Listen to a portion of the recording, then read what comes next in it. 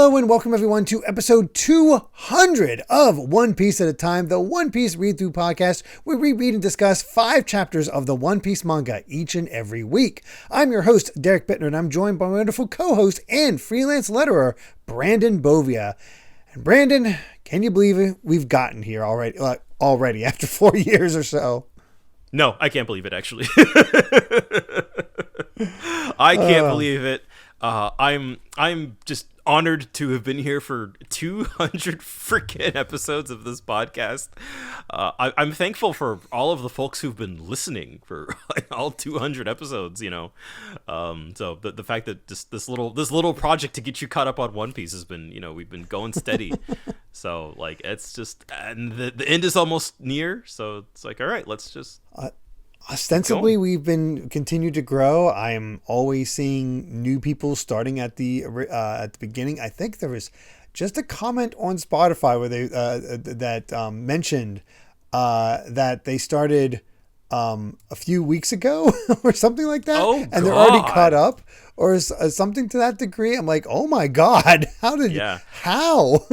I feel like for the people who have jobs where they just kind of get to do nothing and listen to podcasts all day, you could burn through some of these. So the idea of somebody listening to us jibber jabber about One Piece for an 8-hour shift or something like that, or really just the concept of I wonder what the average what is the total time that we've been recording this podcast for? This is several movies worth of content. Very much so. I wonder how equivalent it is to the anime itself, to watching the anime. How far would you get? What is our equivalent? That would be wild to think about that. Here it is. Shout outs to Giocana over there saying, I started this podcast in April. I have now caught up. Oh my God. So there's a reference about how long that takes. So there's plenty of content. Yeah, no, I feel like, and that's the great thing. And I do, especially, somebody like me, I work from home. The work I do, I can listen to stuff. So it's a good podcast archive binge is just there's nothing quite like it. And I think to sort of, to see sort of I don't know, sort of the content and our dynamic and stuff kind of evolve over 200 episodes. I'm sure from the other side is one thing. From my side, I'm sure it's also just kind of just crazy to think about. Oh yeah, for sure. And we have an interesting set for our 200th. It's definitely a good set. I immensely enjoyed myself reading all this. It's a lot of fun moments. Does it work as a 200th episode, like a big celebration? More than Alabasta, the Alabasta movie. Yeah, more than that crappy Alabasta movie, that's for sure. This does feel like kind of some good quintessential One Piece adventuring, right? It's this is kind of, it's like the meat and potatoes One Piece storytelling. We kind of had our big bombastic set last week, and now it's kind of let's get down and dirty into some just some good old fashioned storytelling. Mm-hmm. It's Act 2. Let's expand some characters we briefly mentioned before. Let's introduce even more new characters. Expand it to the rest of the Straw Hat crew. See what they're up to a little bit more so, and just have some good old antics. There's some fun stuff in here, and honestly, It's surprisingly meaty. It's meaty, but even though it's not world shaking stuff, it's not huge reveals or anything like that. It's just a lot happening. Yeah. That's the thing that was really kind of that stood out to me this set. Is that it is very, it's dense, but all self-contained within the land of Wano itself. Which I feel in the past, I think I may have said on the show at some point that structurally Wano probably has more in common with Dressrosa than probably any other arc. It's probably the most equivalent to that. Mm-hmm.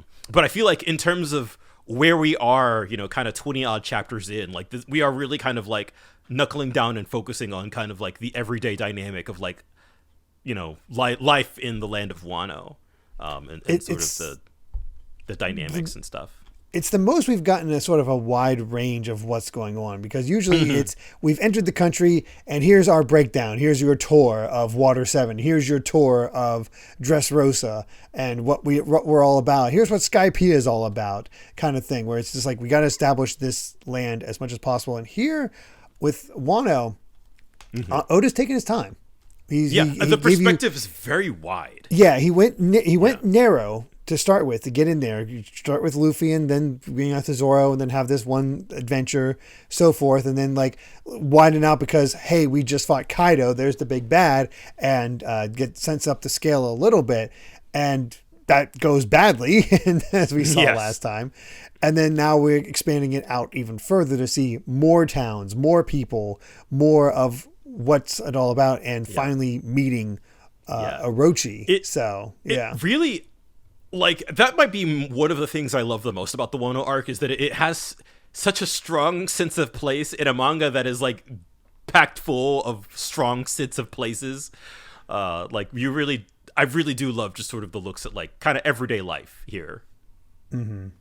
Yeah, just you get very far-ranging people, as we'll see as we go through this. Like, good God. But yeah, I mean, there's a lot to dig into, so we should probably get to it and see what we're in for.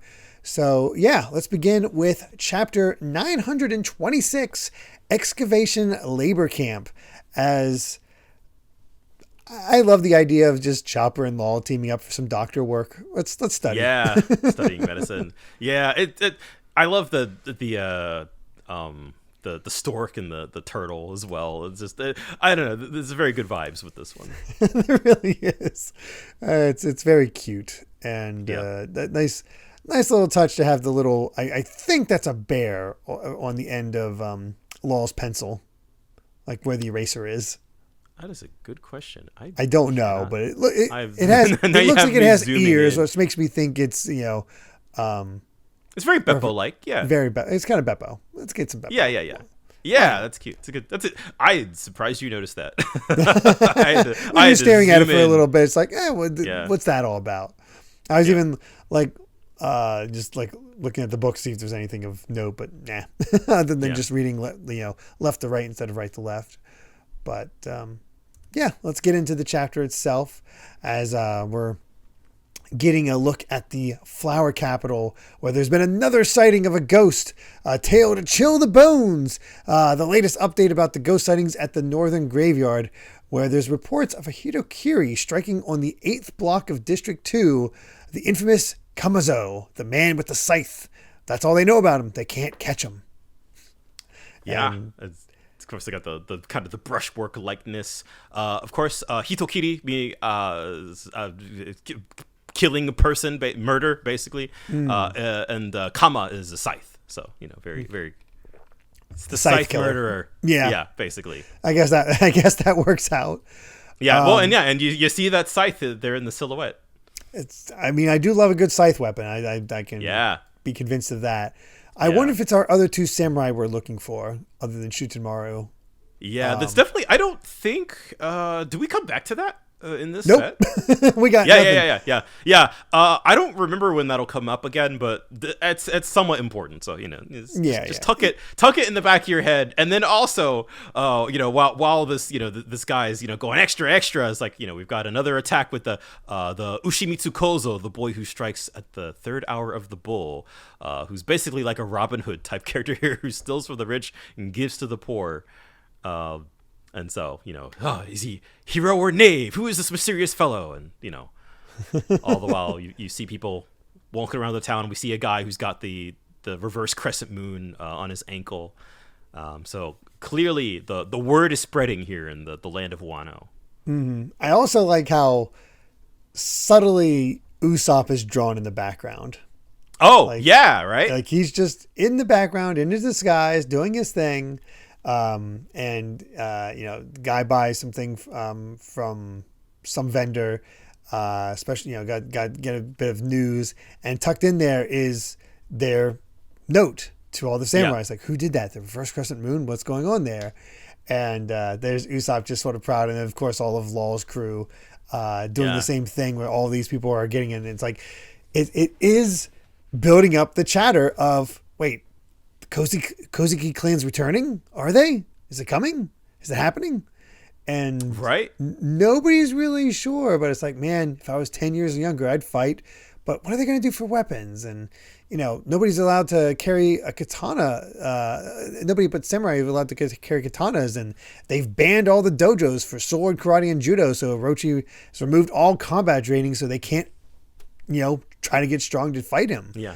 You really you get the sense that Orochi is very paranoid.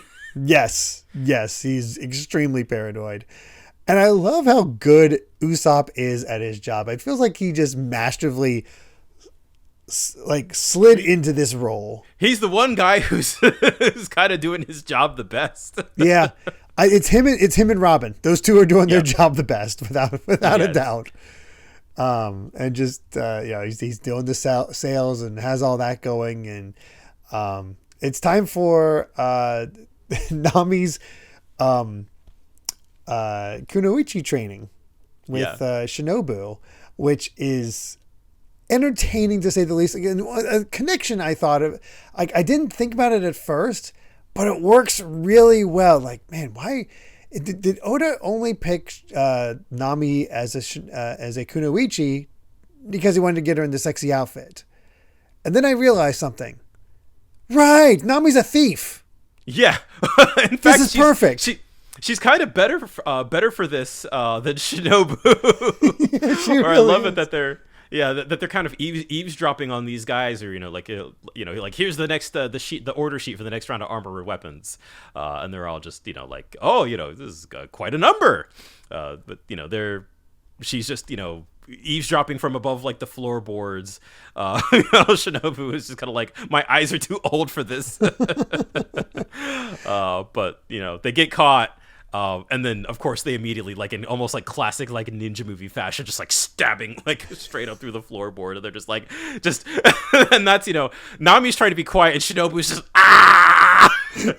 I love that where she's like, it's a thought bubble type thing. It's like screaming in her head. Meanwhile, Shinobu's shrieking her lungs out. Yes. She's like trying to shut her up. She's just, please be quiet. Shut up. And then she does a meow, and he's like, oh, it's a cat. An intruder and a cat. This reminds me of the freaking the space duck gag from Team 4 Star. Yes. Very much that. But fortunately, Shinobu has the ninpo to back herself up. So they get out with a great kite and manage to get away. And she got some more details. So it was a success, even though they got caught. They weren't caught. They were spotted. They weren't caught.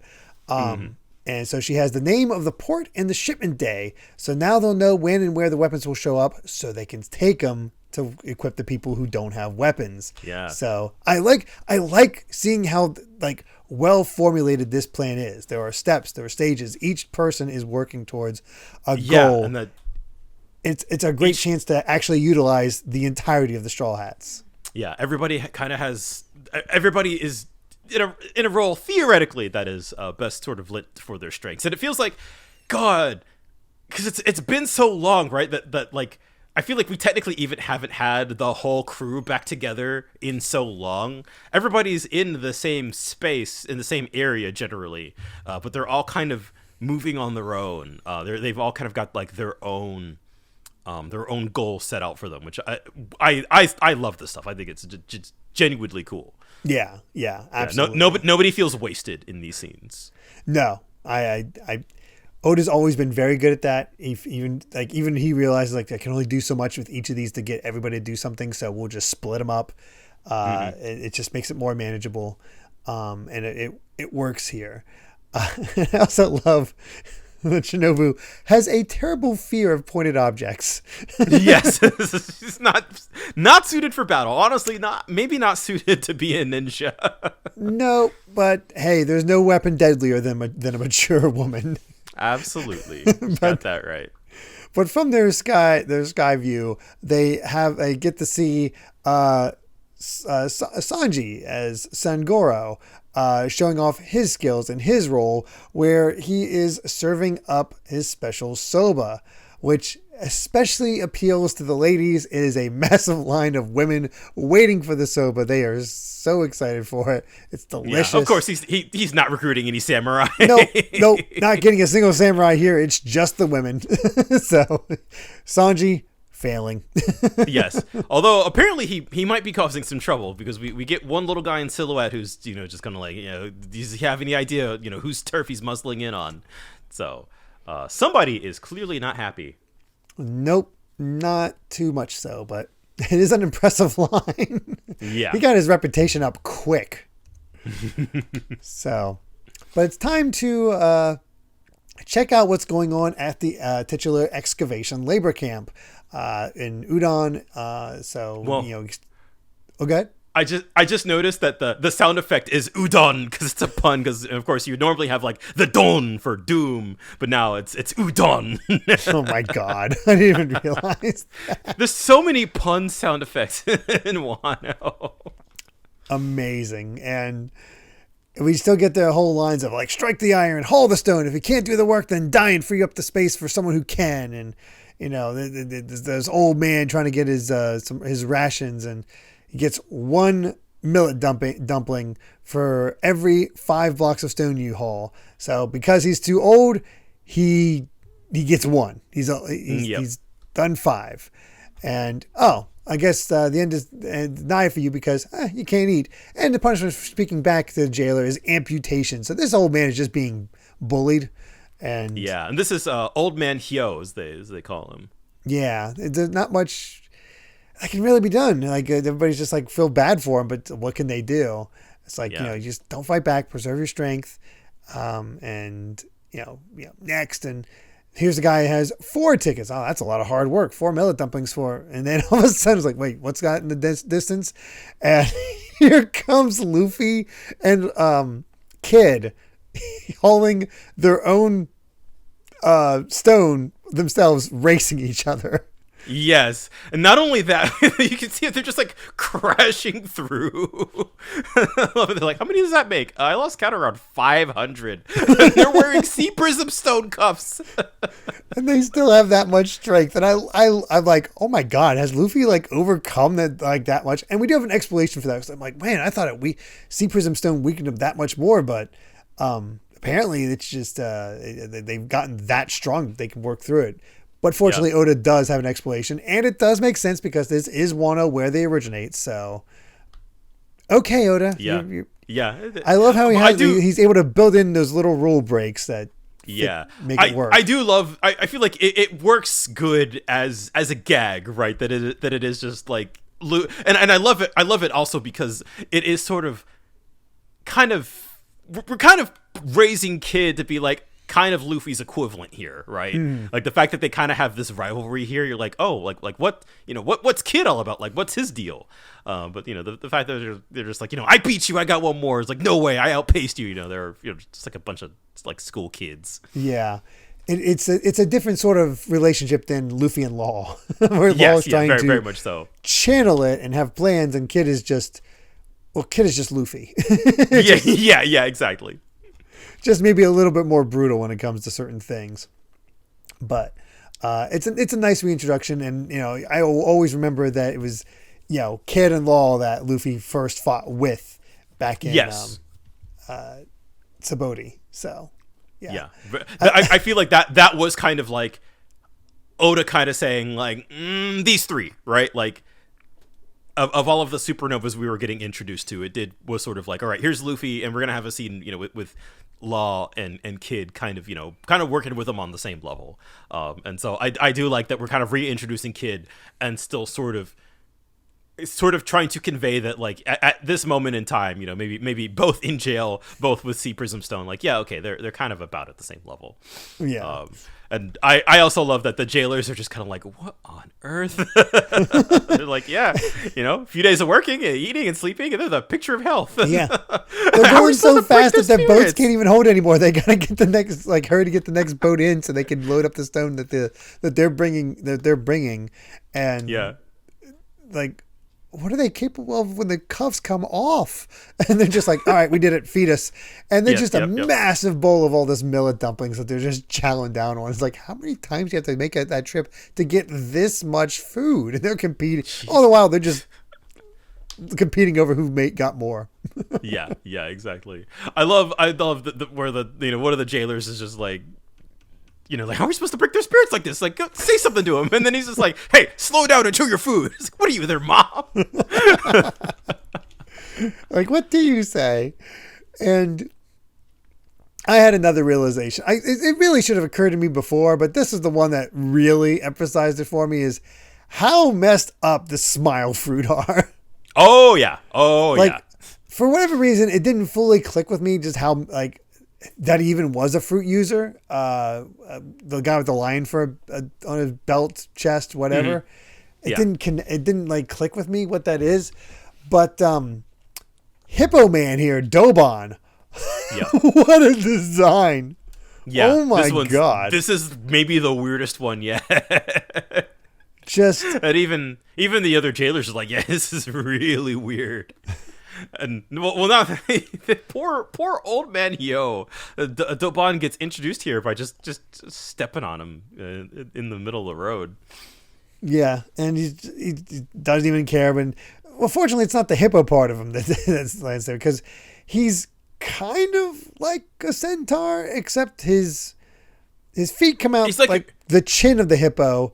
And then his main body and arms are normal, but it's inside the mouth of a giant hippo head. Yes. That then goes into a pair of pants with hippo legs and a tail. No arms. It's just so cursed. How do you even come up with that design?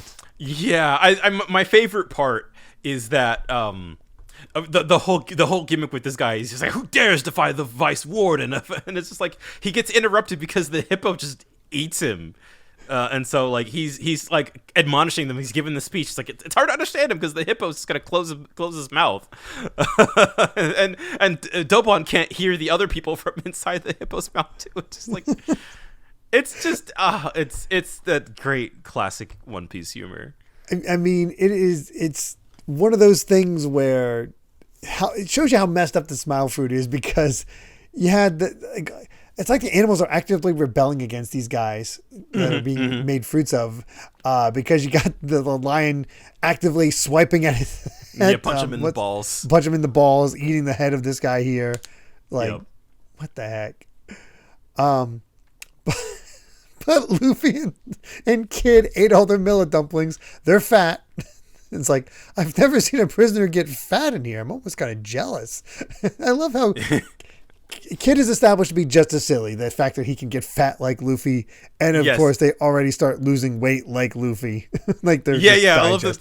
Like Dobon's just kind of like he's laying it into him, and like all the while in the middle of his speech they just start. And Dobon's like, "There's not enough for me to get a portion." It's like, there's 3 measly dumplings down right for a mouth this size. Like, it's like, wait, we followed what it was. We did it all right. But then we got some guys like, listen up, just to warn you, if you should be bold enough to actually defy a jailer, we cut off your arms for the first infraction and your legs for the second. If you do it a third time, you'll be put to death. And that's when we get revealed that freaking Caribou is here. Yeah, Caribou's randomly here. Yeah, and that there's somebody watching from behind the jail cell. It's shadowed. We don't know who that is yet. I feel like everybody's in Wano. Like, if Caribou, of all people, is here, and I can't remember what last I think we saw of him was that he went off with his crew after saving the nice old lady that he reminded him of the Che Guevara type rebel. Yeah. So how did he end up here? Is a good question. Yeah. Why is he in Wano? I don't know if we don't get an explanation, but okay. Yeah. I don't know if there is an explanation. That sounds like an SBS material. Maybe we'll have to see. Don't worry about it. He's just here. But it's like basically after saying all that, it's like, you have no right to fight back. And Kid just like, hey, we're weaklings. Our power's been drained by the Sea Prism Stone. We did honest work, and that's that. And Luffy's, of course, looking at the old man being stepped on. He's the one noticing that. It's like he sees it. Yeah. He is seeing so much injustice around. He is done with Wano. He is burning to get these people some freedom. And in response to that, Dobon eats Luffy and Kid in the giant hippo mouth. But apparently that's the Chamber of Slaughter in there. But steam starts coming out, and all of a sudden the hippo head starts bleeding, and out walk Kid and Luffy. Even with Sea Prism Stones, they were strong enough to beat up Dobon. Yeah. Well, I love it. They're like, oh, now you've done it. That's a death penalty for sure. And Luffy's just like, is whistling, and he's like, where's your proof, this Kid?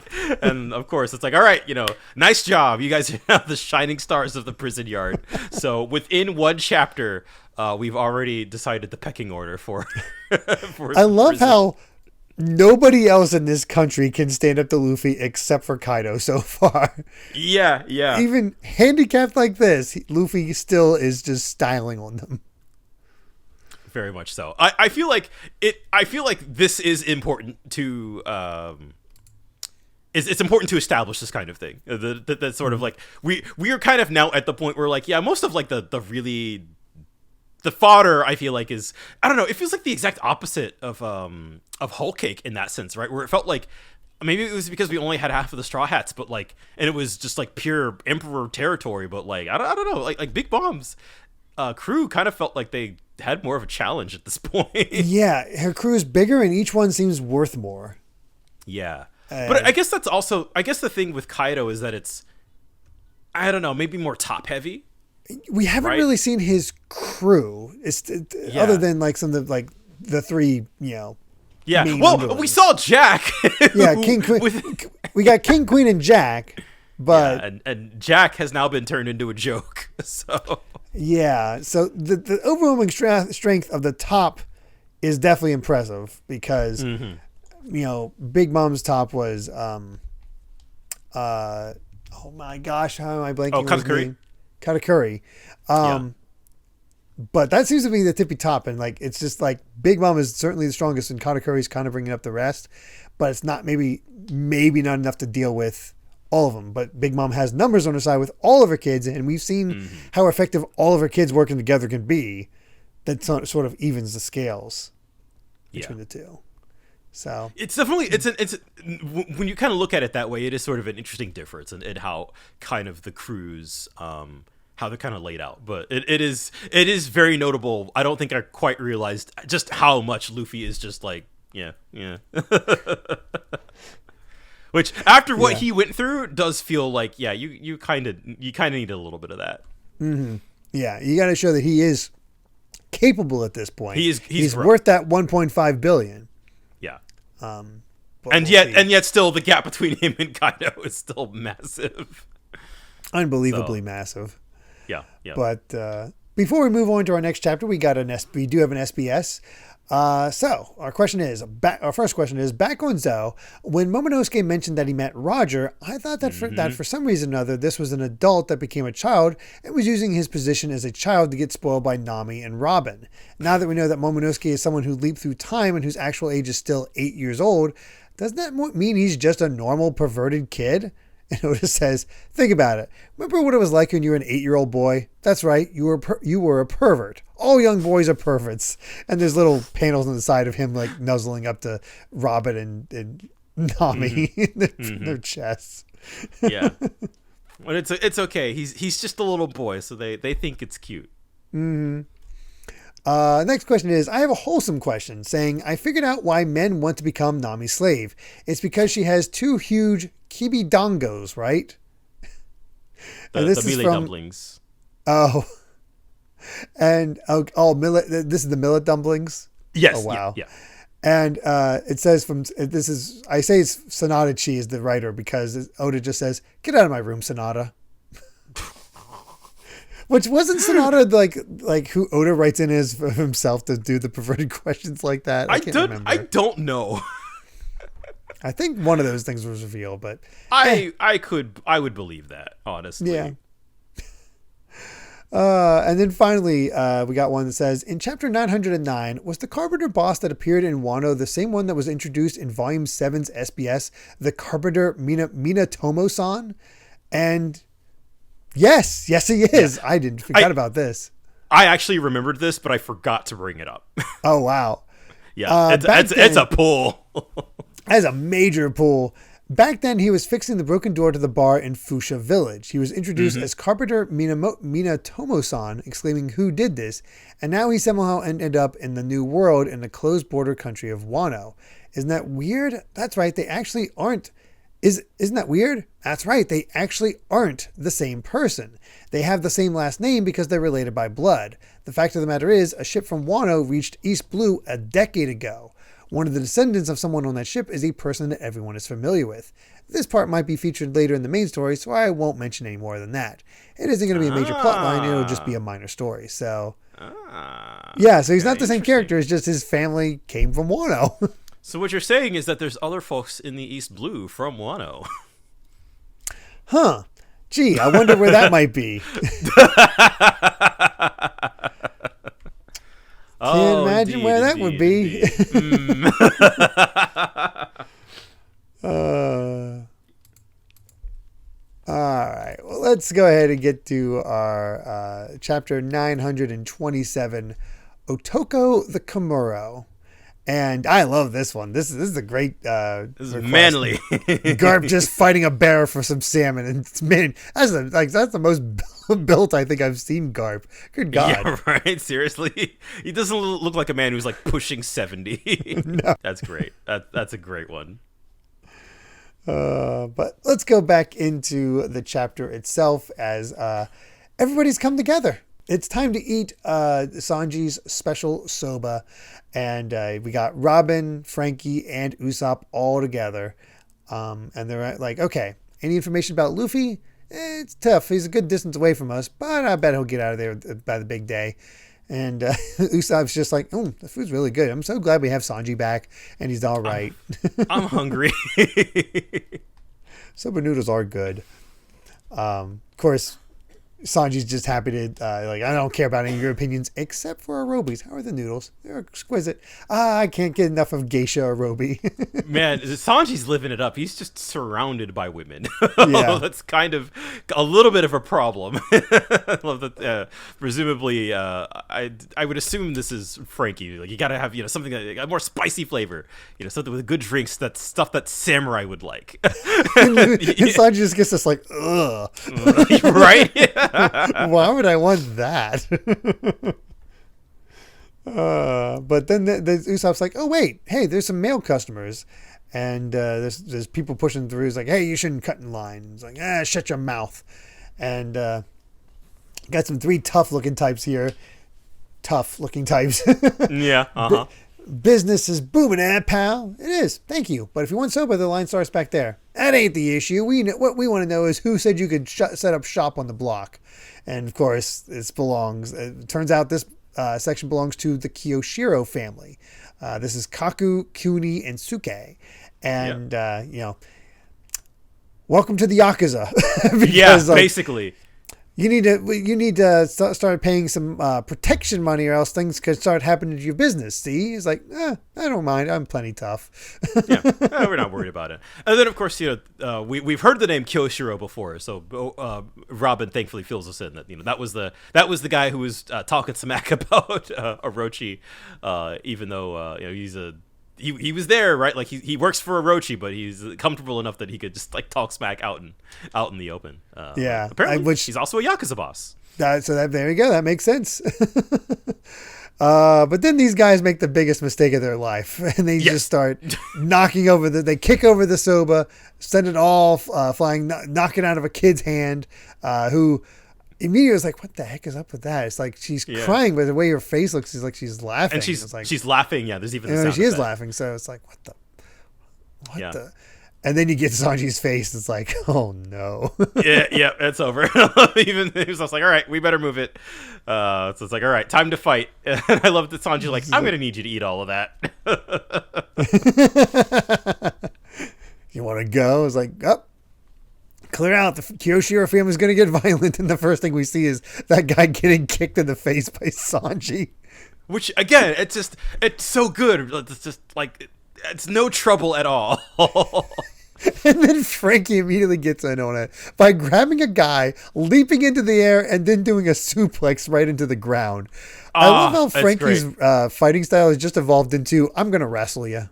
Dude, it's that Senior Pink influence on him. It does seem like that's the case. It's like ever since he fought Senior Pink, it's just, no, wrestling is the manly way to fight, not the back alley brawls. It's those type of tricks. Now, if I'm going to fight hand to hand, I'm going to use some wrestling moves. And then I love just Sanji's just pissed at this point. He starts shoving the soba down this guy's mouth. Like, eat it. And of course they run off. It's like, you'll pay for this, you'll regret it. It's like, we just pissed off the Yakuza. You sure that wasn't a bad idea? And Robin's just laughing. It's like, those might have been dangerous people to mess with, but the huge line is gone thanks to all that. So they're definitely going to call down some awful guy on them. But hey, the kid that got her soba noodles knocked out of her hands, she's still around. And Sanji's very kind to her, just saying, I'm glad there's still one bowl's worth left that was good. Here, eat up. And she's just all happy. And it's like, I heard the special soba was so good, I had to line up all day just to try it. And now I'm late for work because of it. I saved up my allowance and everything. And when I finally bought my bowl, it got spilled. I was so sad. And then just like, it's yummy. I've never tasted such yummy soba before. And this is our city girl, Toko, which we might later have an explanation for why she's smiling like this all the time. Do you have ideas? I have some ideas based on a certain place we see later on. Mm-hmm. We get to meet Toko, but gotta say with an honorific in front, so with the O, and it just sets up for a Japanese pun joke. Is like, I was like, I'm not a man, because Otoko is apparently also Japanese for man. So so there you go. Apparently, funny. Quite funny. Yeah, they get them all cracking up. Yeah, so there you go. Cute. cute, little cursed. Yeah, a little cursed. I do love how adorable Sanji is with this girl. Yeah, it's really adorable actually, and it just, I love that that trait of Sanji's, right, that he can't let food go to waste. I feel like, especially now that we have proper context for it. I like that. Like, it's nice he's to see. Still going gaga over women, but it feels toned down from before. And it does. It feels like it feels like the development he had from Whole Cake is still here. Like, it's not been dropped. It's something that I was a little. I have issue with the first time I read through Wano. I feel like I am picking up on the subtleties though this time. It was kind of like, he's back to all the same old tricks. But I do feel like when you have kind of the context of his character, it sort of lightens it a little bit. It does. I think what helps is that he has those moments, but he hasn't been around enough to have those elements overpower anything. He just gets the typical, Nami looking like this. Ooh, Robin looking like this. Ooh, I want to serve the ladies. And then it's immediately like, you wasted food, you're going to die. Yeah. It's not Thriller Bark. It's not Fishman. I feel like we are past like that kind of level of character assassination for Sanji, which, thank God. Yeah, seriously. Thank God. But turns out this girl is very late because today's the Oiran's procession. And Robin immediately picks up on this. Is like, wait, are you a Kamaro? It's like, yeah, it's already starting. In fact, I gotta hurry. So you should go watch it. The Oiran's so beautiful, and all of them are just really taken in with this girl. It's like they like this kid. Yeah. And everybody's like, what's a Kamaro? What's an Oiran? Like, Frankie's like, I don't get any of this. Like, thank you, Frankie, because I have no idea what these people are talking about. Because the old lady that's been teaching Robin to be a geisha pops up out of nowhere. Out of thin air. She's like, I've been looking all over for you, Arobi. I've got news for you. But what is an Oiran? An Oiran is a courtesan, the top idol of Wano, a superstar. There's only one in this nation at the moment, and the chosen woman's name is Komurasaki, the desire of all men, the admiration of all women. She is ultimately refined, and her beauty rocks the nation. And that immediately gets all the guys' attention. Like, wow. Yeah, this is big stuff. Mm-hmm. Apparently, womanhood perfected, regal as any god. And I'm immediately like, wonder how this compares to Hancock. Yeah, right. I love that the boys are just like, no woman is that perfect, Don't take my word for it. See it with your own eyes. But apparently, there's it's going on at the palace today. There's going to be a big feast for the shogun. So the Oiran's procession is going to make its way to the castle. And it's feeling that Kamuro is just an attendant to the Oiran. So apparently, Otoko actually has kind of an important job. Yeah. There's a reason to use that honorific. She is not of unimportance for sure, but still needs an allowance. But hey, there's the reason she's telling him all this is that Robin's been and summoned to the ceremonial hall too. So she's done well enough as a geisha that she gets in. So all right, she's doing quite all according well. to plan. Yes. Oh gosh, but we check in on the procession where everybody's excited. It's like, Lady Komurasaki, look this way. Oh, I can't even see her. She's so blinding. Make way for the passage. And here comes Toko. Is like, oh, I'm sorry, I'm late. And she's like, oh, you had me worried. I'm sorry, big sis. And she's kind to her. Yes. But meanwhile, there's just bodies strewn out all in the middle of the road. It's like, I need 20 stretchers stat for the unconscious, bleeding, and blind after the Oiran's passage. Wow. I would be very curious life. about a meeting between Hancock and this woman. Right. I thought you were going to say Sanji. It's like, oh, he would die. Oh, well, he'd be stoned immediately. We know how that would turn out. Yeah. But time for Kiyoshiro to hear the news in Sakyo in the flower capital. It's like, wait, you were beaten by a soba cook? Yeah, he was strong. Okay, I'm busy. I'm being summoned to the Shogun and Orochi's feast. Just contact Queen. Have him set a heavy instead. But that's going to cause a big scene. Do it anyway. He doesn't care. This guy is just of course. Whatever. And we end with Orochi learning that the Oiran is on her way here now. And he is very determined to have Komurasaki be his. Yes. But all we see is, the classic Orochi, the 8-headed dragon. Yeah, exactly. So, which I don't know if is literal or like he has a devil fruit and that's how he is, because we do see him later and he does not look like that. Right. It's just kind of like expectations versus reality.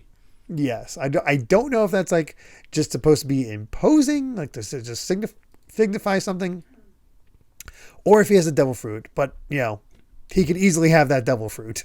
That would not be surprising.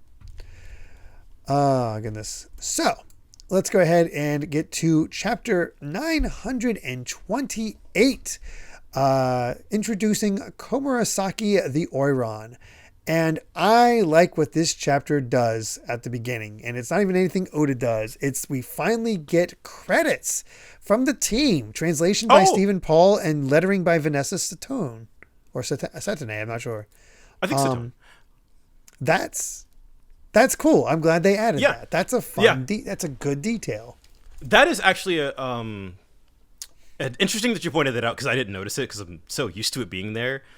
But that was around the time the Shonen Jump app launched, right? So before we were at the chapters that were from the old Shonen Jump digital magazine that hadn't been printed in volumes yet. But I think once the app launched and the digital vault and all that stuff, that's when we started getting credits. That's cool. It's a practice I really, really like because it means that my name is a couple pixels away from Akira Toriyama's, which is not something that many people can say. No, that's for sure. Yeah, so. but also shouts out to Stephen Paul, Vanessa. They're both fantastic. Haven't they been at this for 20 years now? Yeah. So I haven't asked Vanessa specifically where her lettering like how that whole thing worked out, because she lettered like Alabasta, like that was sort of her start, and then it was somewhere around, and then it was like it kind of the lettering styles switched to like a bunch of other different folks, and then I noticed it was back to her again around like Saboti, Impel Downish, and then it's just been her straightforward from then on. And then I think Stephen Paul started around Marineford, I want to say. Wow. So either way, and they're both still the translator and letterer now. So they've been at it. They're a great dedicated. Yeah, absolutely. That's impressive, especially because of just how dense this is. Yeah. Not easy. Good God. As for the little request, it's fun seeing Frankie put on a hero stage show. Yeah, it's awesome. That's pretty appropriate. So. He's a pretty good fit for that. Yeah, he's beating up some bad guys there in the back. Mm-hmm. But time to check in on Luffy, seeing how that's all going, because it's a new day. No slacking off, and the cells are buzzing over what those two fellows did. Just like, shh, don't hear ya. Dude, the flames of revolution. It's just seeing what these guys can do is like, That's when Luffy gets approached by Old Man Hyo. It's like, what family are you with? It's like, shut up. It's like, I must express my true and unvarnished gratitude for the heroic way that you rescued my humble and unworthy hide. And it's like, and he's just getting on hands and knees, classic like Japanese. I would assume he's talking. We were talking about like Keigo on like one of the Q&As I think recently. So I feel like that's sounding very much like what this is. Yeah, very much so. And the big guys are already making fun. It's like it's not like you have that long to live anyway. They're just ribbing each other. And Luffy's like, don't worry about it. I had business anyway. And he just reaches into his pocket. He's like, here, have these. And it's a bunch of tickets for these billets. It's like, I'll treasure these. Thank you, sir. Thank you. It's like, he's a funny guy. And I love how Raizo's already here to help. He's just, poof, there he is. Yep. So they found the key to the cuffs, or he's found the key to the cuffs, but it's closely watched. Not only is there a guard, but it is kept in a box of sea prism stone. But have no fear, I will procure the key, but it will take time. And I like how Luffy knows he just has to kind of hang in there. Yeah. Like so it's like being a slave's not so bad. The prison life, like, we're kind of good right now. Like it weirdly hasn't negatively affected the plan that much in the grand scheme of things. Honestly, it keeps Luffy out of trouble. Yes, exactly. It's like, let's put Luffy here. Oh God! But then here comes Caribou. He's like, "Hey, spare a ticket for me too. Millet dumplings for the needy." He's like, "I'm not giving you anything. Work for it." I love how Luffy's he's so willing to like give to anybody you need. Just the Caribou's like, this guy. And it's from Caribou that we learn that they apparently designed the sea prism stone cuffs to have a mild effect so that you can work with them on, but he can barely move. And that's why Luffy and Kid are still so capable despite wearing sea prism stones. And it's like, well, how would they do that with sea prism stone cuffs, but having a mild effect? But then you're like, well, they're made in Wano. They know how to work it, so they can do that. It makes sense, because otherwise you would just like, okay, Luffy and Kid would just be kind of worthless here. And like, you can't uncuff them, because then they would just, wreak havoc. They'd be gone. Yeah, exactly. So it works. It's fine. I didn't think anything of it. And you also can't imagine the rest of the world really wanting mild sea prism stone cuffs. I guess unless you want slaves for the full fat. Yeah, unless I guess you're talking about the slaves for the celestial dragons, but I don't know. Either way, interesting bit of world building there. But we get a little bit of refresher on Caribou. Not talking about what he did. Not about the cover story. Cover story. He's just here.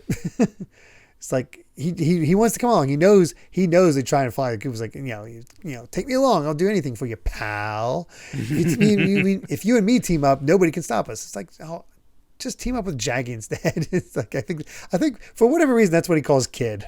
Yeah, I guess because of his hair. I never quite understood it either. But we also learn a little bit about what Kid's been up to, or seemingly at least, where Caribou's like, yeah, his reputation's in tatters. He tried to mess with Big Mom and got his arm ripped off, and he had to flee in disgrace from what the rumors say. It's like, you're wasting your time with that crap. And then here comes Kid with the pickaxe, was trying to kill poor Caribou here. And he's like, I never tried to go after Big Mom. I wounded one of her generals, and I took what I meant to take. But apparently he lost his arm in a battle with Shanks, the red hair pirates, before all of that. He's like, any other questions you need cleared up? But then of course he's like, I'm going to get the one who's going to be famous for destroying Kaido. He's like, and Luffy's like, no, it'll be me. And poor Caribou in the middle is just kind of like, So I like that element where we see why Kid was trying to form an alliance to take on Shanks. Because somehow he tried it on his own before. Yeah. Did not go well. He wanted the salty run back. So I was like, all right, I'm getting allies in doing this time. So a nice explanation from there. It wasn't him who took out that general though, was it? It was Rouge, right? Yeah. I think we thought it was Kid, but thankfully, I think some folks in the YouTube comments cleared that up. Yeah. Which is like literally the only thing Rouge has done. It feels like we have everybody here. We know what everybody's kind of up to. Like Beijé's still sort of done his own thing. He's probably done for the most part. Live his happy married life. Law's still with us, but then here's all the other supernovas, and you got to find out what's up with Killer. Working with Kid. Yeah. And we know that Bonnie is in Marijoa. Yeah. But the only one we don't know the location of, as we'll find out later, thanks to finding out other stuff later about the supernovas. Yeah, Rouge and what is it, Scatman? Oh, Apu. Yeah. Well, he was part of the Alliance, so he's somewhere around here. Mm-hmm. So, be very interesting. Yeah, it's funny that all the moving pieces sort of coming together. Yeah, right. This is where a lot of them are here right now. Yep. But here comes Oiran Komurasaki. It's a procession. Everybody's excited to see her, except not everybody, because there's some men lined up that just are looking rough, and they got knives. They got knives. They're gonna kill that woman. If we're gonna die, might as well take her down with me. It's like, oh geez, those guys look like trouble. So they immediately go to try to take her out, and some sort of guard here. I don't even know who he is exactly. I don't know if he has a name. I don't. I was like, who is this guy? He's just some random guy, and he just knocks them all away. Just one of the guards.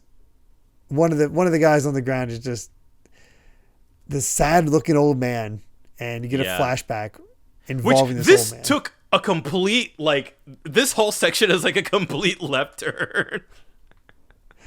Oh gosh, because you get this old guy flashing back is like, apparently Komurasaki saying, "I've decided I wish to be with you." It's like, wait, an old skeleton like me? If I have no choice but to be Shogun Orochi's slave, then I would rather sell my freedom to you instead. But the price of my ransom is so outrageous that I know this dream shall never come to pass. And if the Shogun should even hear of this conversation, the old guy's like, "No, my lady, have strength. If you wish it, then I, bingo, shall make it come true." You will? Oh, I'm ever so happy, even if you are only saying so. And here comes the cash. As soon as I started seeing that, he just starts going here's a bunch of money. It's a down payment to buy you from the pleasure hall, but it's not enough yet, and I shall make a ledger on you. So it's like, oh, then I shall mark it on the ledger for you. It's like, no, what fool would mistrust the woman he loves? It's a fair trade, my gold for your word. And here's more money. I've sold everything I own. I've sold off my family. I've sold off everything, and just he's looking rougher. His those SBSs of if things go wrong. Oh yeah. This is the bad future. So this is apparently the bad future. If you meet this woman, that's your bad future, and you give all your worldly possessions to her. in order to try to buy her freedom, apparently. And, he sold his house. He's down to his last 500 gold coins. But with all that being sold, he should be able to get the freedom and they can be together. Yes. Except, it's a wonderful love story. My yes. Heart. This old man and this, most beautiful woman in the kingdom. Yep. That's totally a true love story. Yeah, right. Of course, when he shows up, she's sick today, and she asked me to take any items that might be brought for her. I was like, oh no, give this to her. Make sure she gets her rest. I will return. And he comes back. It's like, I've come to get you. You are free from the pleasure district at last. Come and live with me, my lady. And yeah, everybody just starts laughing at him. Yeah. Can you believe this love-struck old fool? And he doesn't even believe it at first. It's like, that's enough laughing. Go and fetch her. It's time for, her to come live with me. It's like, we'll need to see a bit more than that. Have you got the money to buy out a contract? It's like, yeah, of course I do. I left it with her. And that's when Komurasaki shows up. It's like, oh, you said that money was all for me, didn't you? Huh? I've already spent it all, but thank you. Ooh. Did not buy her freedom. She just spent it all on herself. This is a cautionary tale of spending too much money at a woman's OnlyFans. Yes, it is. This is the danger of simping. Yes. You should only take it too far. Far. That man sold his whole family. Yes, he sold his family, sold his house, sold every worldly possession. And now Kyoshiro is here to just knock him out, like send him out. Like it was like, oh, can't pay? Get out. Yep. He has nothing left. So, yeah, which apparently, from some of the dialogue here, is how many of these fellas has it been now? So like, oh, she's running an operation, and I guess it's interesting here that that Kyoshiro is here. So it's like, oh, she's like Yakuza tied. Yeah, she's definitely a plant for him, or something to that degree. Mm-hmm. And I think there's like 2 other guys with him. So like, yeah, she is doing this to multiple men at a time, and it's a very different image. Of course, throughout this flashback, we don't see her face, and we didn't see it last chapter either. So we have it, and we kind of have this like, I guess the setup to like, oh, like she's going to be kind of dominating the way that she kind of takes a whiff of like her, like tobacco pipe or whatever. Yeah, got the pipe and all that. They kick the old man out, and we end the flashback, and we turn the page, and it's like, oh no, she is actually beautiful. Yeah, that's actually low-key one of my favorite female designs from Oda. Yeah, it does capture that beauty. There's a bit of Robin in there still. Yeah, especially Robin as geisha. Yeah, definitely. I feel like having these two running around definitely makes them kind of hard to differentiate. But I love the attention to detail with like her eyelashes and the detail in her eyes. Like she feels almost like a shoujo manga character. Yeah, there's a softness to her where it's like nothing solid when you look at the other characters, but or other women. And for her, it's like just sort of like a light etching on her lips, a light etching in her eyes. Like it gives it more of an ethereal sense for her, which again gives her a like different sense of beauty than Hancock, where Hancock is just we're going straight sexy. yeah. This is a very like. Oh my god, there's a specific word for it that I'm blanking on. There's a specific word in Japanese for like a traditional Japanese kind of beauty. And it is it's escaping me. But it's very much meant to be like that. Her kimono in color would probably be gorgeous because that's like a full peacock design. Yeah, the detail is crazy. I also love the detail that she's not actually that tall. She's just on basically stilt shoes. Yeah, which is funny because it's One Piece, so like she probably could be that tall, and you wouldn't really think anything of it. But it's kind of interesting that they kind of focus in on it, that like she's kind of wobbly, that she's not. To me, I interpret that as like she might not be that comfortable walking on like those huge stilts. It could be that. It also could just be like just the grace of like this is how she has to walk, and just like to the side, front, to the side, would be front. Very curious how this is animated. Yeah, that would be interesting. And and right there is Toko, with some other attendants with them. And of course, the guys are losing their minds. Usopp has to bring down the goggles to get a better look, and Sanji's losing his mind. And it's like, oh, she's gorgeous. My eyes, I'm blind. And these poor men, they got everything taken from them. I sold off my house, my family, my everything. Give me back my money, you thief. And she just responds, return what you gave to me, a request from only the lowest of the low. To me, a man is nothing more than a dog that fetches me riches. If you have none, you are nothing to me. I have only scorn for the poor man. And she's... Boy, with the fan up covering her face, just like, ooh, oh. It has the wink and still has all the sparkles coming around. And that is a diss. Yep. So because they can't buoy the economy anymore, they're banished. So which is have to get outside. Also an interesting detail of world building, right? Like, oh, you actually can't live here if you're poor, which I feel like kind of a crucial detail in sort of explaining like the why is the capital full of all the riches and then the rest of it is just like a crap hole. And right there it is. Of course, Oda maybe plays his hands a little too soon here, because you end off the chapter with, so you got a little sister, Momo? Because it's Momo practicing his swordsmanship while, Tama. Tama is chatting with him. And it just seems to be the two of them. And it's like, well, while I did witness my mother's death, no one has yet been able to tell me that Hiyori is dead. So I happen to have faith that she is still alive somewhere. I hope you get to meet her. I will not. If Hiyori's identity is known, Orochi will set his sights on her. I cannot go go to find her until the battle is won. And we also learned earlier that if she is alive, she'd be about 26 years old. So this is Komurasaki is definitely Hiyori. I will not confirm or deny. I mean, thank you, but also, like, unless this is a major Oda just like, I'm going to fool you because I'm making it seem like she's the one, but it is kind of I did laugh when I read this for this episode, where all of that, and then just like bam, the last page. So you got a little sister, Momo. I was like, yeah, exactly. It's okay. A little awkwardly placed. Okay, all right. Oh, sure. I don't think this is information. Like the previous page would have been a fine place to end the chapter. It would have been. I guess Oda wants to plant the seeds or whatever. But yeah, there's like, enough going on that it is kind of like, all right, how many details can you juggle at one time? And now it becomes, is she actually as mean as she seems? What is she doing with the money she's taking from these men? It's very easy. It's very easy to make it seem like this is awful. That she took advantage of these poor men.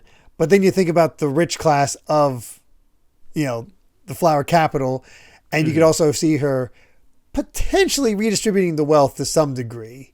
Yeah, to try to help the people. Or and if it is the case that is Hiyori, then it's like, oh, she's already kind of close to Orochi, right? So like there's that aspect of it too. So it's like it's one of those technically a mystery. Technically, like they don't have the full idea, but you can sort of see how it plays out, and you can fill in the gaps. Oda's allowed to have some of these obvious ones, I suppose. Yeah. There's a few things we've gotten through so far though that are kind of like, oh, he's setting up stuff that has like some stuff is hidden in plain sight more than you might think. I wouldn't doubt it. I'm only obviously this is definitely the most obvious of them, but that's fine. Well, let's go ahead and get to our next chapter, 929. Shogun of Wano, Kurizumi Orochi. And we get another color spread where time for more ninja shenanigans in their various forms. Sanji looking kind of awesome, honestly. Yeah, I love that look for him. He's just throwing the shuriken and stuff. If it wasn't for Brook, Sanji would be the coolest. Yeah. Yeah. And of course, I don't know, I feel just Nami and Robin just all leg. They are like 90% leg in this. So much like that angle is just like, again, weird perspective in order to get certain things across from Oda. Yeah, and then for some reason, Robin, well, they all have like very traditional Japanese weaponry, and then Robin's, she's just got the Glock. Nami's got she's got a minigun. Gun. Yeah, it's just like, okay, all right. Sure, yeah, why not? A little odd, but whatever. Oh God. All right, into the chapter itself. Back to the flower capital of Wano, and Frankie's coming in late because it's like, so you think the Oiran being a real babe is a valid excuse for coming to work late, Franosuke? Yes, boss. Sorry about that, boss. Gosh, there sure are some lookers out there, huh? He's just acting all innocent. Yeah. Like, no, I get it. If you work hard enough for 10 of those other jokers, so we'll survive if you play a little loose with the time. But I still need you to respect that I'm the boss, you scoundrel. And this is, here's Minatomo, the man who built Kaido's mansion. He's like, oh yeah, sorry about that, boss. Now, that's what you've been rattling on about, wanting to see the layout of the Onigashima mansion and all. Yeah, you got it for me? Well, the thing is, I just remembered that about 10 years back, I hawked it at a pawn shop. Sorry. He's just laughing. Whoops. Shucks. And Frankie immediately goes from, oh, thank you, boss. I'm sorry, boss. I'll do whatever you say, boss, to, you batty old bird brain, and starts joking about, this is some kind of aw shucks moment.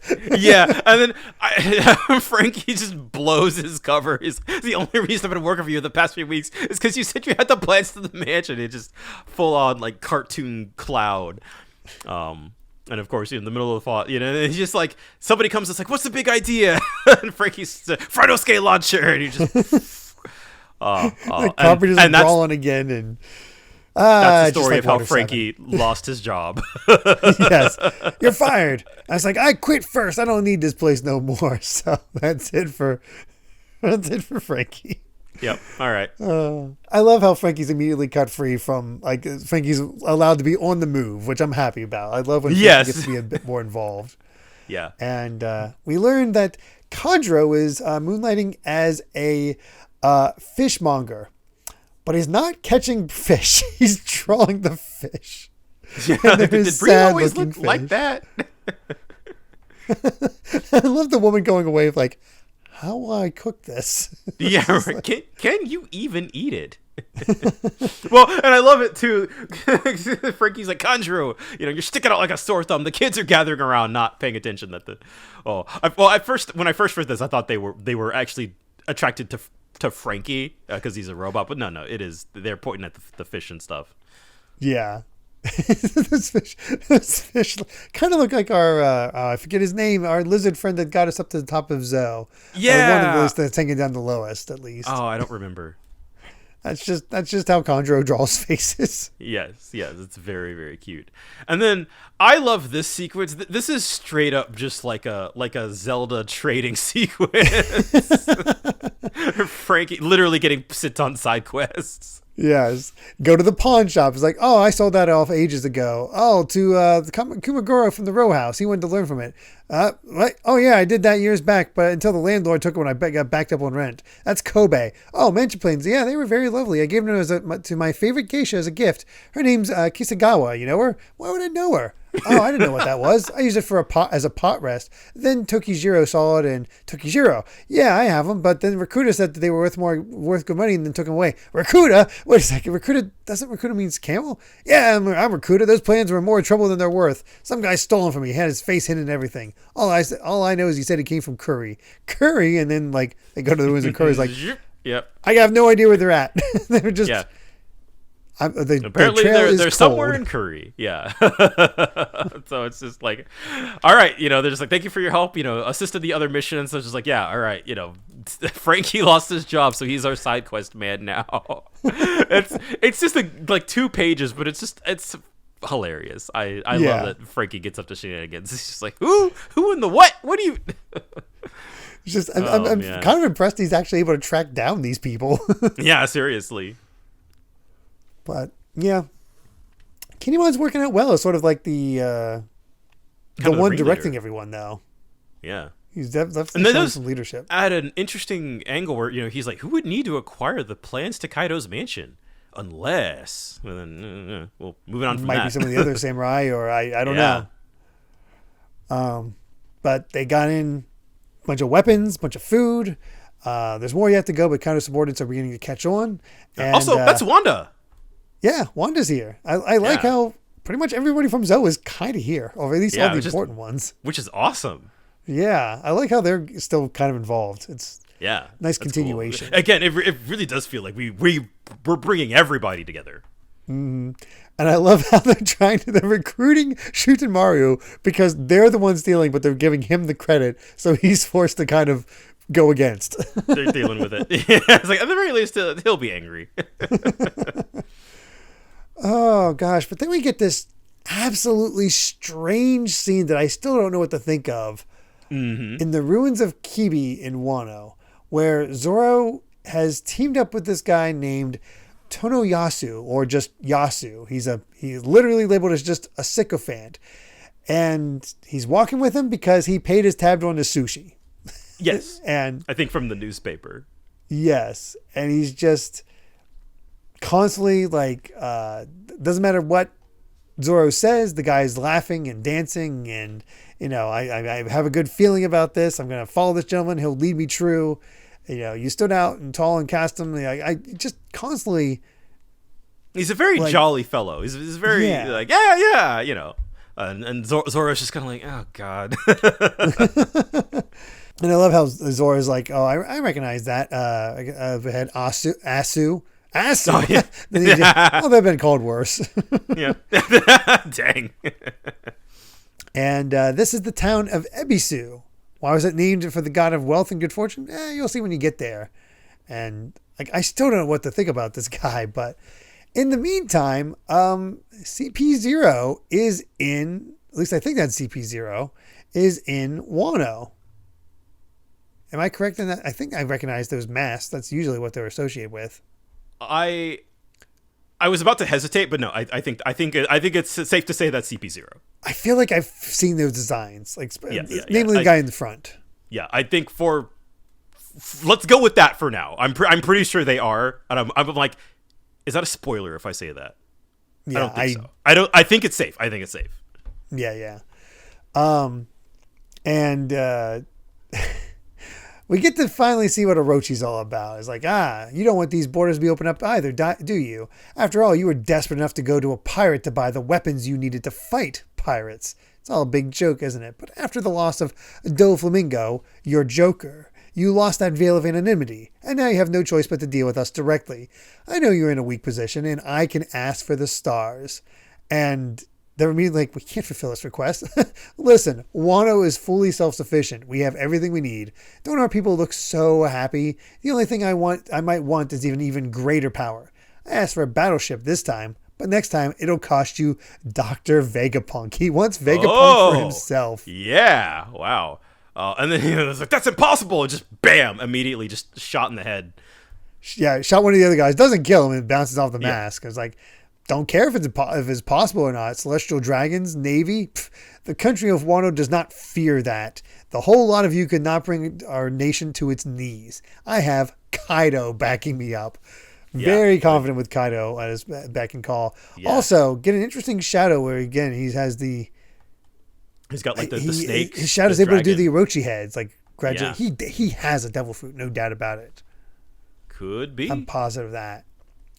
But yeah, I also, it's very interesting. We don't talk about this too much, but like the whole operation with Kaido, and with Doflamingo and stuff like that, like the government was in on it, like just straight up.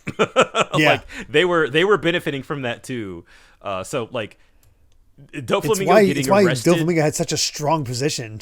Exactly. Yeah. And so we are kind of seeing like, well, now the government has to deal with this bundle of laughs here. So it's like, all right. And clearly here in Wano, right? Like they've got all the cards. Mm-hmm. It really does show how much them defeating Doflamingo did disrupt things. I really like how the we're still feeling the ripple effect from that. And that really was such a huge way to like the paradigm shifted. For sure. And love like the pomp and circumstance for this. Just like the doors opening, like the paneling here is so much fun. Yeah, it feels you could just see this in motion. Like it feels like a movie. Like it feels very filmic, the way that just all the doors open, all the, the people just lined up as, the Shogun of Orochi just kind of, walks through. Like it is made to be a big deal. Yeah. And you can see he's also the type of man that Sanji would hate. They have this, the finest chickens from Orochi farm, lightly killed, dipped in boiling water, and I'm not in a foul mood tonight, so he tosses them aside. That's not thrown out. Mood. We have crisp vegetables, never. Premium fatty pike. I love pike. There's also tuna for the sashimi, and I settled for nothing less. Our master brewer has found a sake for us, and just pampering this man to no end. And he, of course, goes, what about the women? Yeah, we only have the most celebrated geisha of the moment. Look up so I can see your faces. And, Robin's being in there along with two other women. And he wants them to sing and to dance. He's all agreeable. And, of course, Komurasaki's there. And she's naturally blushing for him. And then we finally get to meet and see the face of Kurozumi Orochi. And turns out it's already been a week. There's a week out until the fire festival. Oh, yes, that's right. Time is moving a lot quicker than I would have thought. Pretty quick. Yeah, there's not a lot of time left. And of course, the reveal of Kurozumi Orochi himself, and he's a scumbag. Yeah, big head, buck teeth, kind of reminds me of Wapple. Yeah, very Wapple, very much so. Like you kind of, I feel like the second we kind of learned that the whole vibe was like, oh, he's here because like he feels like he can get away with anything because like he's got Kaido backing him up. So it's like, oh yeah, he's gonna be one of those characters, right? Like, clearly not his position of power, right? Like, is kind of his defining characteristic. Although, again, sort of the Orochi like imagery, like with like the dragon heads and stuff, like that does also like it does. Is he provide actually, at least like, a little powerful? bit of menace? Like, is he capable of something? Because Right, Wapple like, looks ridiculous, but he is dangerous. Was dangerous in his own way. So who knows what Orochi's capable of? Although I do love the ridiculous of his design, like was top knot going one way and him wearing a crown on the other. Yeah, and just utterly ridiculous. But I am very curious about the panels of we get to see what is it, Kyoshiro? Kyoshiro. One of those. Kyoshiro. And then two other guys that look relatively tough. Yeah. So I don't recognize them at all. No, I don't either. So I don't know if they're like kind of powerful in any way or they could be but some of his goons. I would assume they're like the more Yakuza guys. Yeah, that'd be my guess. And again, just the Oda hitting that nail on the head. It was just like, here's the flower capital, pan out. Here's a skull and a ravaged wolf. Pull out. Here's the factories. Pull out.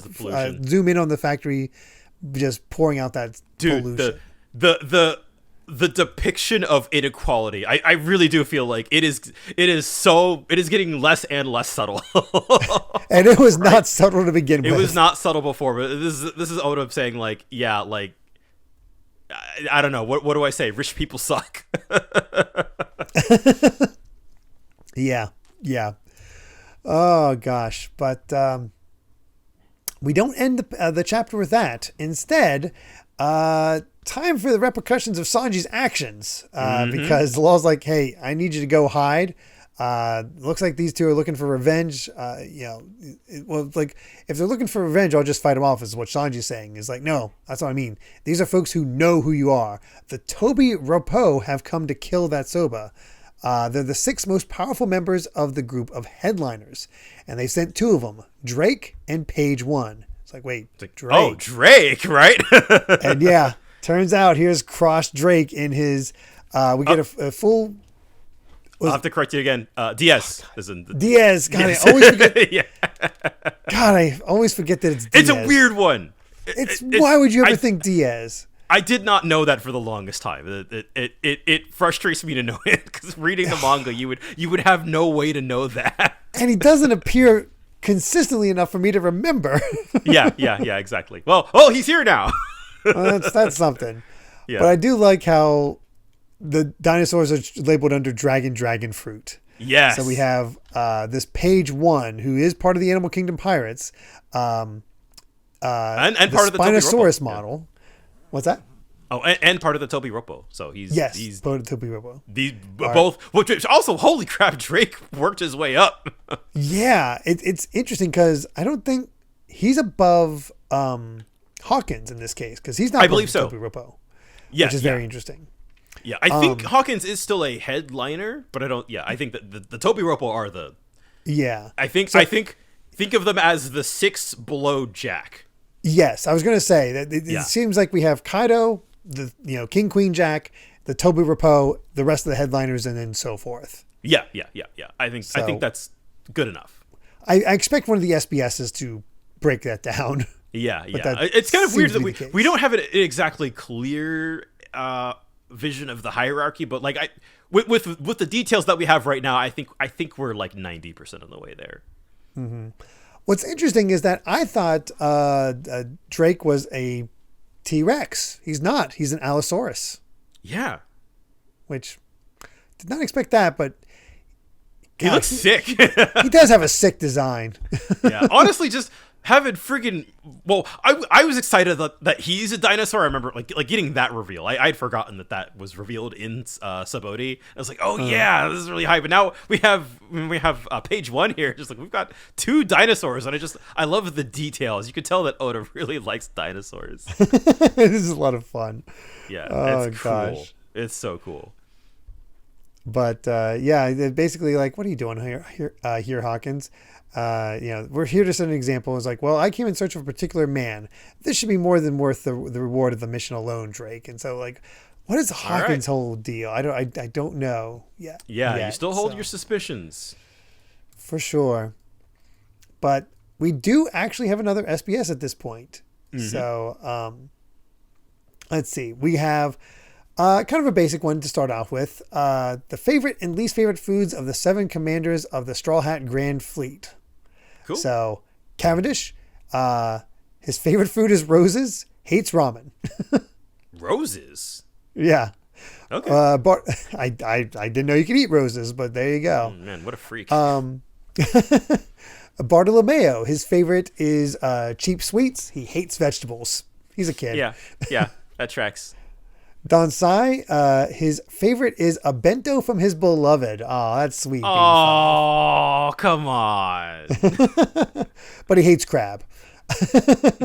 Ideo, doner kebab. Not sure what that is. But it's German. Oh, okay. But he also hates pork, which seems like kind of that does.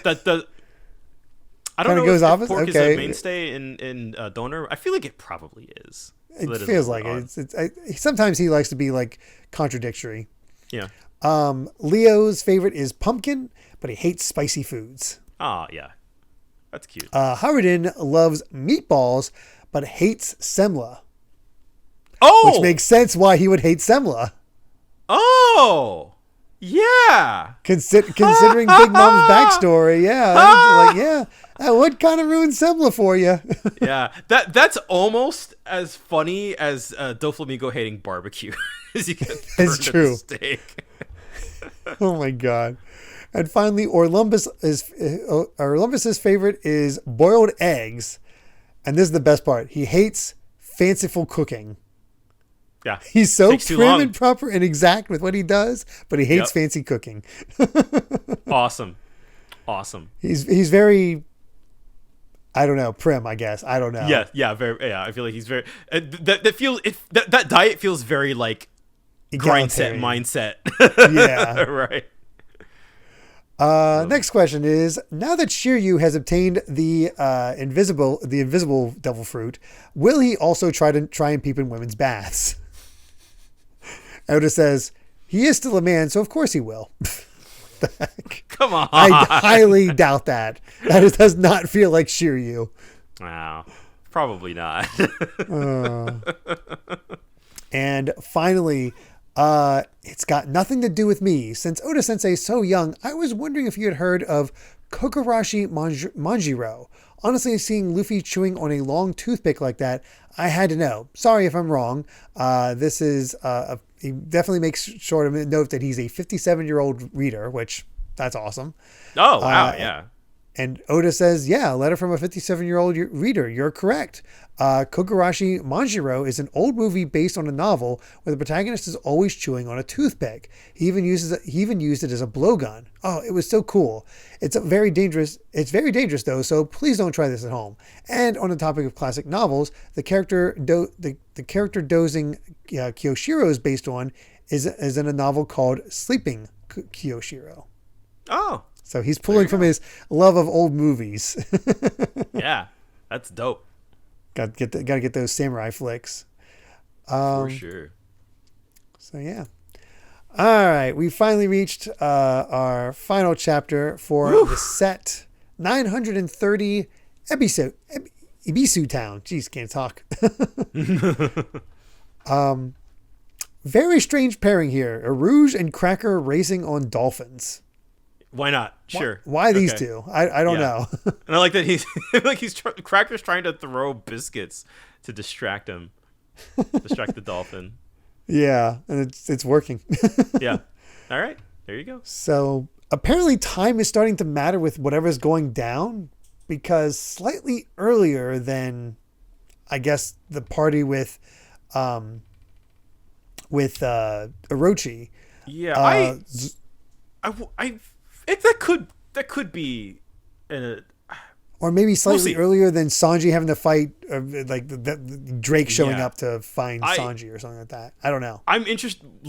Let's put a pin in that. I'm interested how this will play out. Because now I'm like, I generally remember what happens, but now I'm like, oh, what is the order of events here? So maybe there is something important that like Zoro's side of things is all happening earlier in time. Yeah, and we begin with Zoro arriving in Ebisu Town, where everybody is smiling and laughing and seemingly having a good time while they talk about the fact that I'm so hungry, I'm dying. Yeah. He was just like, why are these people so cheerful? And that it seems, as he even noticed, like, and this leftover town is different than Okobore and Kuri. And Tony Ellis is like, yeah, very astute. Like, these people are cheerful. Like, after, of all the many living things in the world, a human being, only a human being has the ability to smile. So it's like, why waste a good thing? So everybody here just smiles. But then you see the contradiction, right? Where these people are like, hey, Ma, I'm hungry. Like, so am I. Join the club. But they're just all just laughing. Another tooth fell out from malnutrition. So what would you eat with that anyway? So it's just like, and they're all just like, oh, he's got 3 swords. It's hilarious. So it's just like, all right, yeah. Just constantly laughing and kind of jolly, and but also saying very dark things. And yeah, I was gonna say, this is dark, right? Like this is super messed up. But it also is like, I wonder if Otoko. Otoko? Yeah. I suspect she's from this town. That seems to be the case. That seems to be the only reason that why would you have a town that lasts all the time other than have this girl also be from there? But apparently that's also, like, we've heard about it before, that the Ushimitsu Kozo at the beginning of this set, where is he doing his Robin Hood act? He's dropping off the money here. Yeah. He steals the gold from the wicked rich folks in the city and spreads among the poor row houses before vanishing. Don't know who he is, but he's a savior, so that's why they're barely hanging in there. And they all shipped in, bought themselves a feast, which includes clean water. And they offer it to Zoro, and he doesn't want to take it at first. Like, he's looking at the well, and he's like, "Yeah, I'm good." Well, I love the assumption is like, "Oh, it won't make your tummy hurt." It's like, this isn't poison. Like, that's not the reason, but a little girl offers is like, no, if Yasu brought you back here, we know you must be a good person, so drink up. And yeah, it's he's like, you're still scowling, and you got to see, it's like, you got to smile, or that good fortune will get away. See, in this country, people call a smiling face an Ebisu smile, my friend. It's what gives this town the name of Ebisu. And even that, like, it is actually starting to make Zoro kind of smile. Yeah, but it also, like, it feels so obviously off, right? Yeah, like something's weird here, but you don't know exactly what. Like, why are they like this specifically? What are they hiding? Especially because they're getting at least some support.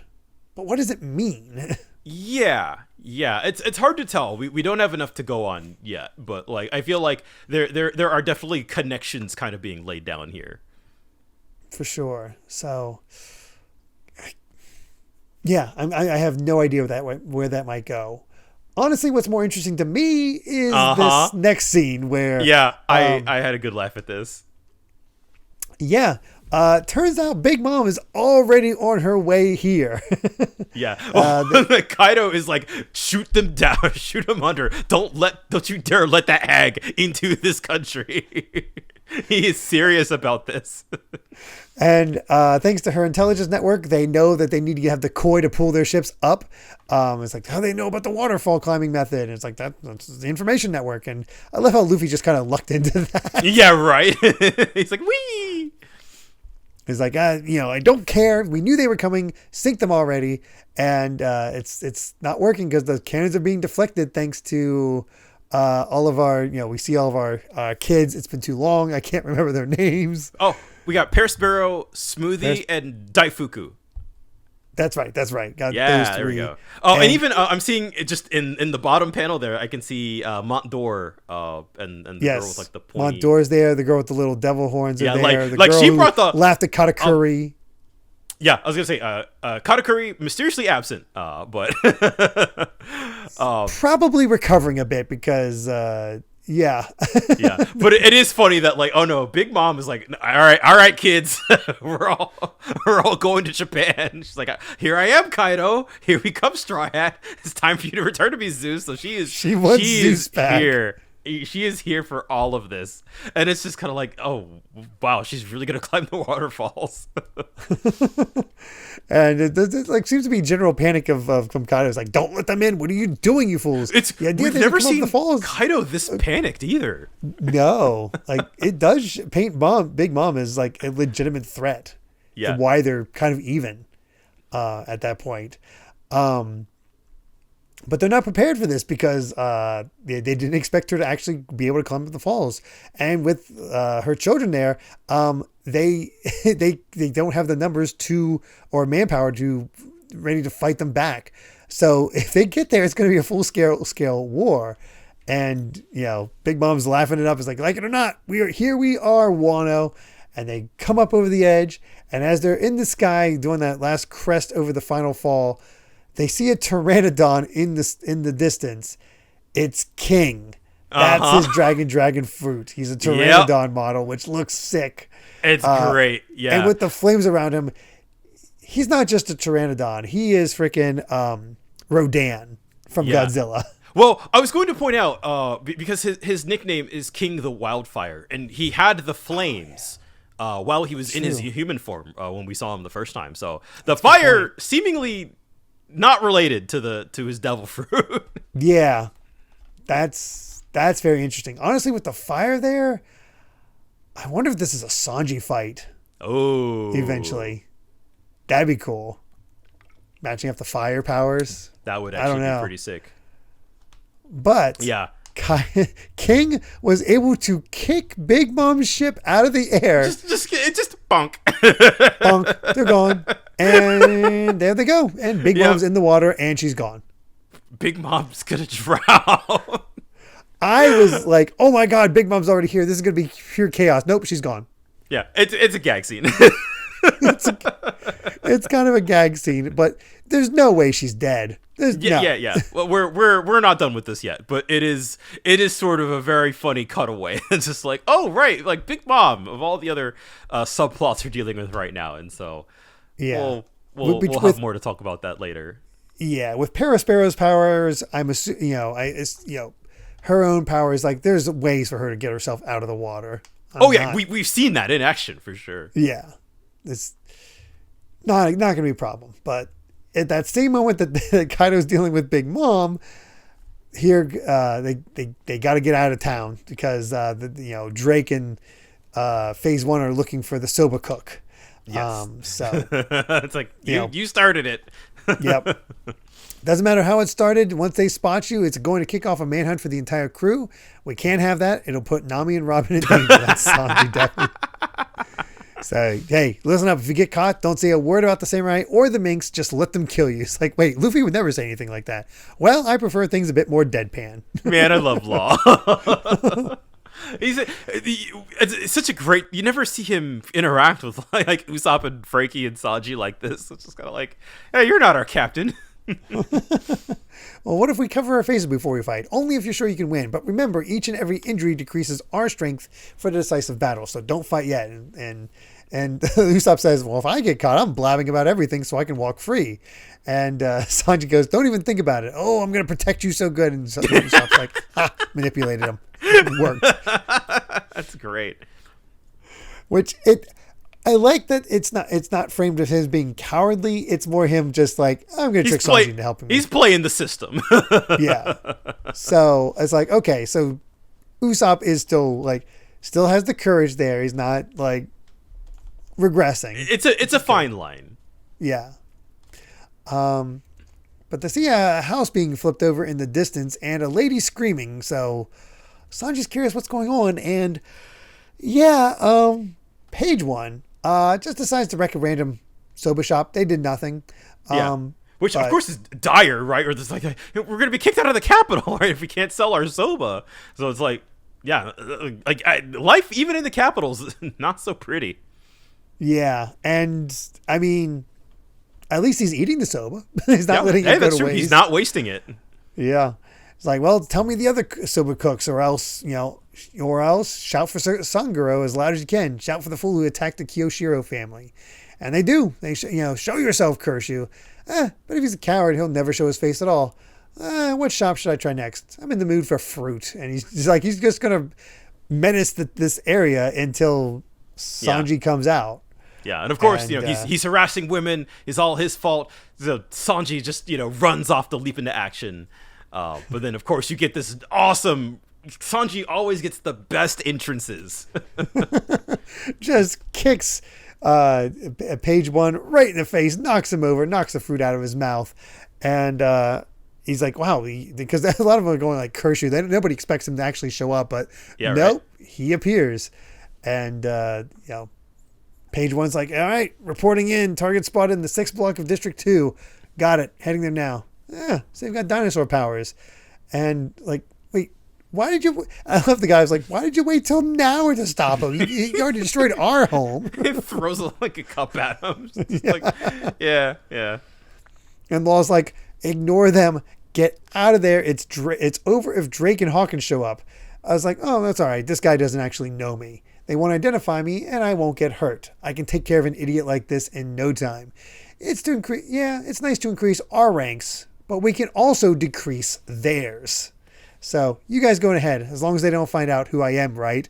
And he's tossing around his transformation capsule he's got it from the family. I did not expect that thing to pop up so soon. I thought he would resist that for as long as possible. Well, but the fact that it can work as a disguise, it's perfect, right? Like, well, you might as well. It's morphin' time. What else can you say? That's a good way to end a chapter. I'm excited for that. I'm excited to see what Sanji does. That's hype. Yeah, it is. Yeah, man, that was a crazy set.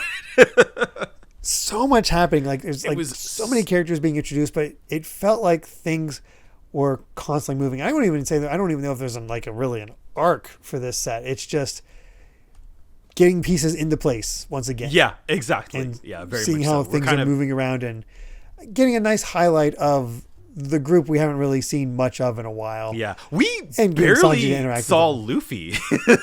He was there for a little bit, but yeah, he's just kind of off in prison. Like, yeah, he's kind of doing better than some of the other folks here. Honestly, the one we saw the least of was Nami. Yeah, that's also true. Yeah, actually, no, Chopper. Didn't see Chopper at all. Oh yeah, that's Chopper right. Yeah, we saw the other. We don't know what they're up to. Yeah. I think we'll check in with them next. If I'm remembering where things might be going. 7 of 9 is not bad when you have we hit through just so many different, and not even to mention, all of the stuff with Komurasaki, who may or may not be Momonosuke's sister. The jury's still out on that. Kurosumi Orochi, and the Big Mom stuff.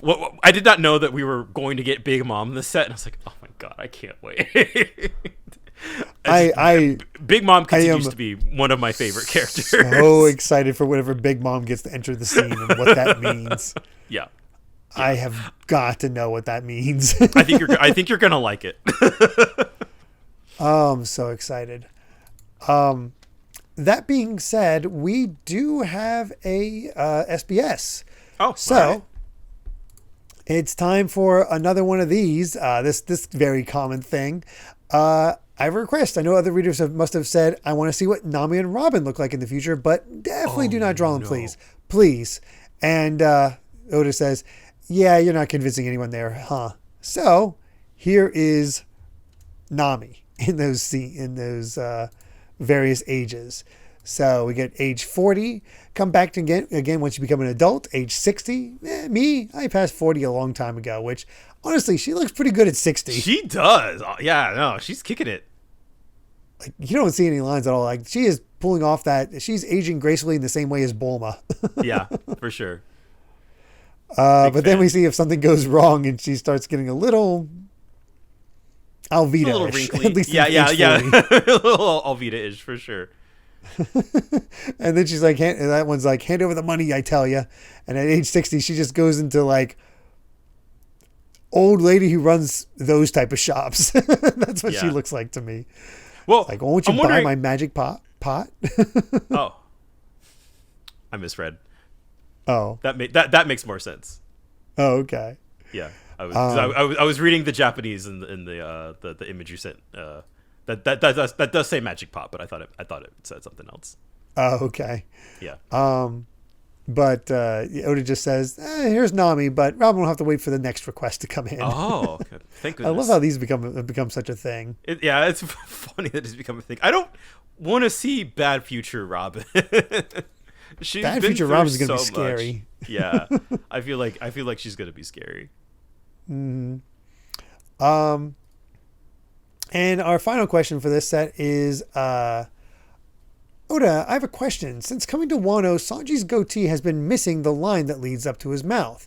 I was thinking, could this be his way of expressing separation from his father, Judge? And he goes, you're right. I completely forgot about it. No, he just shaved it off. That damn Sanji. I'll definitely draw it in this time. Now, I'm pretty sure Sanji's going to return to his old look. Time's up. SPS return in next volume. So. Okay, this is just a little mistake. I do like that though, that he could have played fast and loose. With like, oh yeah, there's this deep character reason why he got rid of it. No, he's always been separated from his father. So why does he need to do that now? Yeah. So fun set. Super excited for the next chapter. Yeah, man. Next week. I'm gonna say this every week, but Wano's been great so far. Mm-hmm. I've been really, really enjoying going back through it. You know what's crazy? And I wonder if we're going to start seeing more info about it. We're coming up on our first break from Wano relatively soon. With the next movie, right? The next movie, we'll be recording that after the set that ends with chapter 955. So we are 25 chapters away from covering Stampede. Yeah. That's actually pretty cool. That's pretty cool. Yeah. That reminded me that Stampede reveals something like 10 chapters ahead of the manga, and it makes me kind of upset. Oh, really? Yeah. Should we wait because of that? That's a good question. Because it's like not relevant to the I guess I can't really say that either, that it's not relevant. It's weird. It's a weird detail that comes out of nowhere in Stampede, and you don't know why. You don't know why it is, and then we'll find out in the manga like immediately after. So I kind of wish it was the other way around, but that's so weird that like they beat out Oda for that. Yeah, well, I think it's I just one of remember those. you mentioned that before. Yeah. I feel like it's just like here's the one detail. Here's the one canon thing from the manga that we're gonna put in the movie, and I'm like, that's cool. But it's a way better reveal in the manga itself. I mean, we would kind of be getting that legit manga experience. That is true. That is true. Yeah. So I guess it's one of those. Maybe that's my perspective as somebody who knows what it is. But I guess for you, it's just like a, yeah. Maybe. I don't know. I don't know what it is. We'll see. Honestly, maybe I won't even bring it up. If you're familiar with what it is, and Yeah. I could even just not notice. I mean, maybe not. It might be too obvious. I think you would notice, but whether or not you would think it's a big deal is remains to be seen. Without revealing, what do you guys think? Should we wait for this detail, whatever is Brandon's talking about? I'm sure he can look at it and see where exactly where it comes up, so we can time it properly for Stampede, or we could just keep up the streak that we have right now. Yeah, we could just not worry about it. It just kind of, it is what it is. You know, that was my experience watching Stampede as a manga reader. Was like, did they change something? I was like, am I going crazy? I was like, what is that? and then the manga is like, that's what it is, you idiot. They're like, oh, okay, cool. It's a weird thing. I don't know how else to explain it. It's a very bizarre thing, but yeah, it seems like it. So yeah, but fun set. We'll have to see what comes when we eventually get to Stampede. But congratulations on 200. Episodes, it was a Brandon. Really good, like, a nice meaty 200th episode, and more importantly, we weren't complaining the whole time. That does make it feel nicer, that's for sure. And people will actually watch this one, because the movies always get a little less viewership, which is understandable. At least these are available to watch easily, so that's true. Yeah, we're in that area now. Yep. But all that being said, I believe we've said all we wanted to say about chapters 926 to 930 of One Piece. Thank you so much for listening, and you can find more of my ramblings and stream VODs over at BitNerd Games on YouTube, or simply BitNerd on BlueSky. And Brandon, where can everyone find you at? I am Brandon Bovia on Twitter and BlueSky, talking about anime, manga, games, and my job, all that good stuff. Yeah. Ready to come back for more One Piece. Oh, also, I guess depending on when this is out, the anime is about to finish an arc, and then it's going to go on break, and then it's not going to be back till April. So I saw that it was like they officially labeling that set of episodes from the beginning of the series until now as season 1. I think that's just a joke. I hope it's just a joke, but maybe they just really want to claim the record for longest first season of any show. Season, which isn't technically true because they went off the air for the Fishman remaster. Oh yeah, but true. I guess is that technically counted as a part of the season? Yeah. So I guess from now until April, there will be no One Piece on the air. So that's weird. I guess it is weird. It's the end of an era, and then we're gonna get 26 episodes a year after that. So hopefully that'll fix some pacing issues. Maybe I don't know. Yeah. And it's going to be very weird when I have no ability to give our little outro quote. From the set. That's also true. Yeah. Oh, well. But yeah. There it is. And hey, if you'd like to help us out more, you can support the podcast over at patreon.com/Derrick Bittner. That's DerrickBitner to listen to the next episode ad-free 3 days early, as well as patron-exclusive bonus episodes. And make sure to return next time as we discuss chapters 931 to 935 of One Piece. So until then, my friends, bye. Remember to take life one piece at a time.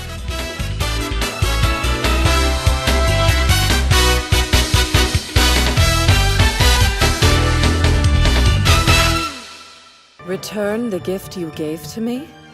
You are pathetic. To me, men are nothing more than dogs that fetch me riches. With nothing left to give me, you are worthless.